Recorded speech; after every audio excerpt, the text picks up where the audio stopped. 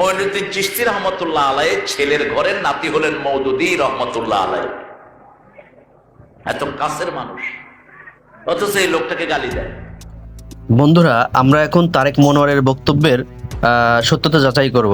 আমরা চলে আসলাম উইকিপিডিয়াতে। এখানে খাজা মঈনুদ্দিন চিশতি রহমতুল্লাহ আলাইহির উইকিপিডিয়ায় তাকে সার্চ করলাম। তো এখানে দেখতে পাচ্ছি যে তার জন্ম হচ্ছে 1140 সালে এবং তার মৃত্যু হচ্ছে 1236 সালে। তো 1236 সালে যদি মৃত্যু হয়, তাহলে 2026 সালে যদি মাইনাস করা হয়, তাহলে দেখা যাবে যে এখানে প্রায় 800-850 বছরের একটা ফারাক থাকে।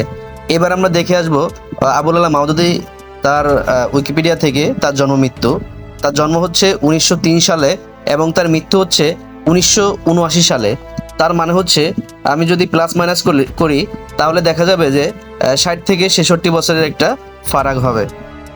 তারেক মনোয়ার তার বক্তব্যে খাজা মঈনুদ্দিন চিশতি রহমতুল্লাহ আলাইহির ছেলের ঘরের নাতি ছেলে সম্বোধন করলেন আবুল আলা মাওদুদীকে।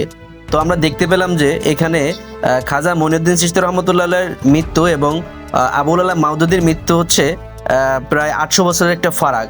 তো 800 বছরের মধ্যে কিভাবে কেউ তার ছেলের ঘরের নাতি হতে পারে, এটা আমাদের একটু কমেন্ট করে জানিয়ে দেবেন।